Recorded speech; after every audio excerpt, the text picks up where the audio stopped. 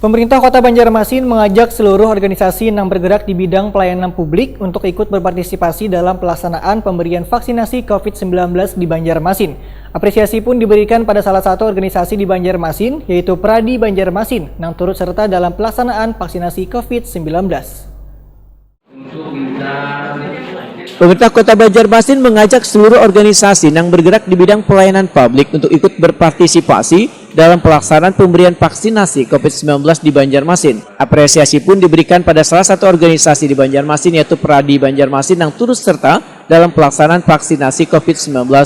Hingga wah ini sudah ada sekitar 100 organisasi di Banjarmasin yang telah mengajukan kerjasama dengan Dinas Kesehatan Banjarmasin untuk melakukan pemberian vaksinasi kepada seluruh anggotanya, yang sebagian telah terlaksana dengan baik. Demikian diperintahkan Kepala Dinas Kesehatan Banjarmasin Dr. Mahali Riyadi SHMH, Takuni Prima TV Baisukan Rabu 7 Juli 2021. Jurubicara Satgas Penanganan COVID-19 Banjarmasin ini pun menegaskan, jika sebelumnya pemerintah fokus pada pelayanan pemberian vaksin COVID-19 bagi lansia yang targetnya telah tercapai di Banjarmasin, kali ini kembali menyasar masyarakat umum, termasuk beberapa organisasi yang bergerak di bidang pelayanan publik.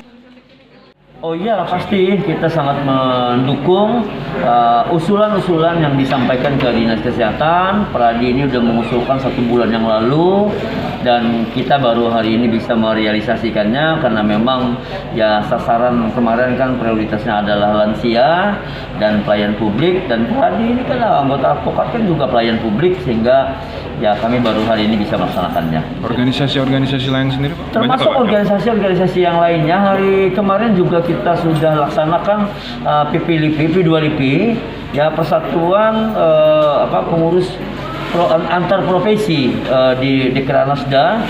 Ya, semua organisasi profesi yang akan mengajukan pasti kita akan untuk jadwalkan di vaksinasi. Sejauh ini sudah berapa banyak organisasi yang sudah kerjasama? Sejauh ini cukup banyak, ya ID, PPNI, kemudian Pradi, persatuan antar profesi, ya kurang lebih dari 10 organisasi, termasuk PWI ya yang pertama kali itu juga sudah kita vaksin.